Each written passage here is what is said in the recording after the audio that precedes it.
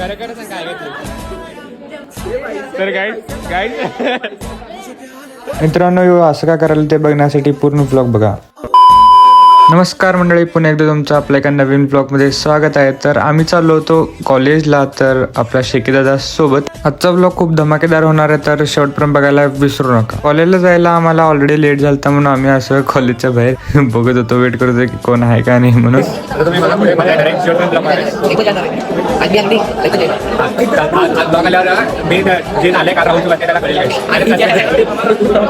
ते ब्लॉग बघितला असेल तर ते ब्लॉग बघा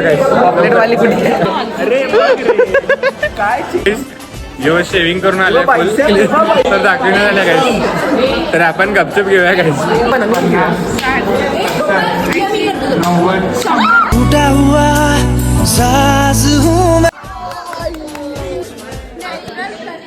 त्यानंतर मित्रांनो आम्ही खाली आलो ग्राउंडवर बॅडमिंटनची मॅच होते, तर ते बघायला आलतो. मॅच वगैरे मस्त बघून झाल्यानंतर आम्ही सगळे निघालो बड्डे गर्लच्या घरी. तर कोण बड्डे गर्ल जर हे माहिती नसेल तर मागचं ब्लॉग आम्ही फायनली घरी पोहोचलो आणि मी डायरेक्ट वर गेलो, कारण बघूया म्हटलं खाली येते का. तर फायनली तिने आली होती, विश परत एकदा केलो आणि ती नागसा वेलकम केलं.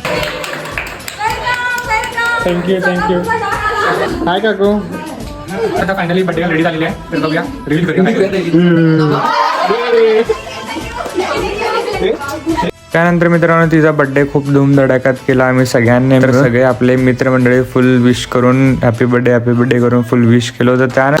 तर गाईज बर्थडेची पार्टी चालू आहे. सगळ्यांचं फुल जेवण झाल्यानंतर आम्ही सगळे एकीकडे बसलो होतो आणि आज खूप मजा आली. तुम्ही पण ब्लॉग बघितला असेल तर खूप खूप धन्यवाद आणि आमचा बर्थडे गर्लला विश करायला विसरू नका. तर भेटूया नेक्स्ट ब्लॉग मध्ये. बाय.